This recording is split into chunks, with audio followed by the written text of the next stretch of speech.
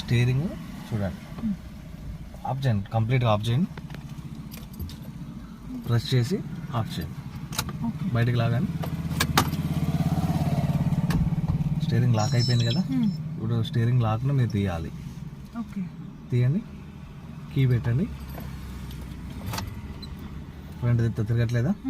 Okay, ఈ steering ఉంది కదా, లాక్ అయిపోయింది కదా, అప్ డౌన్ అనండి, ఇట్లా అప్ డౌన్ అంటూ కీ తిప్పండి. ఎస్, ఆన్ అయింది కదా. క్లచ్ నొక్కి స్టార్ట్ చేయండి. ఇంకో స్టెప్ తిప్పాలి, జస్ట్ స్మాల్గా అనండి, స్టీరింగ్ తిప్పని అవసరం లేదు, అట్లా స్మాల్గా అనాలి. స్టార్ట్ చేయండి, వెహికల్ ఇంజన్ స్టార్ట్ కావాలి. 2 స్టెప్స్. ఎస్, ఆఫ్ అయిపోయింది కదా, మళ్ళీ ఆఫ్ చేయండి ఇంజన్. ఎస్, కంప్లీట్గా ఆఫ్ చేయండి, కీ బయటికి తీయాలి, ప్రెస్ చేసి ఆఫ్ చేయండి, బయటికి లాగారు. బయటికి లాగాక మీరు 2 వీలర్కి జనరల్గా లాగేస్తారు కదా, సో ఈ 4 వీలర్కు ఎవరు తీసుకొని వెళ్ళడానికి ఏం ఛాన్స్ ఉండదు. సో ఆటోమేటిక్గా ఎవరైనా టర్న్ చేసినా కానివ్వండి, ఇట్లా లాక్ అయిపోతుంది, ఇమీడియట్ లాక్ అయిపోతుంది.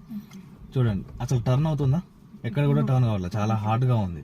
సో ఈ హ్యాండిల్ లాక్ చాలా మంది ఏం చేస్తారంటే కీ అందులో పెట్టేసి తిప్పేస్తూ ఉంటారు. ఇలా తిప్పేసినప్పుడు ఏమవుతుంది, ఆ కీ అనేది బెండ్ అవుతుంది. ఇప్పుడు అక్కడ ఏదైతే కీ ఉందో ఆ కీ అనేది బెండ్ అవుతుంది అన్నట్టు.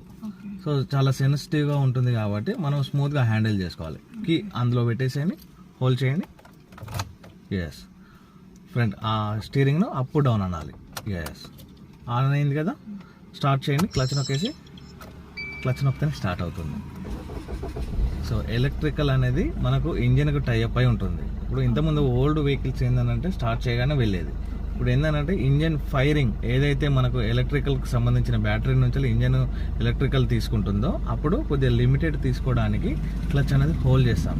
ఒకవేళ గేర్లో ఉన్నా కానివ్వండి, క్లచ్ నొక్కితే ముందుకు వెళ్లకుండా మనకు స్టాప్ అయ్యే ఛాన్స్ ఉంటుంది. క్లచ్ నొక్కి స్టార్ట్ చేస్తే మనకు ఎంతైతే అవసరం ఉంటుందో ఇంజన్కు పవర్ అంతవరకే తీసుకొని స్టార్ట్ అయ్యే ఛాన్స్ ఉంటుంది.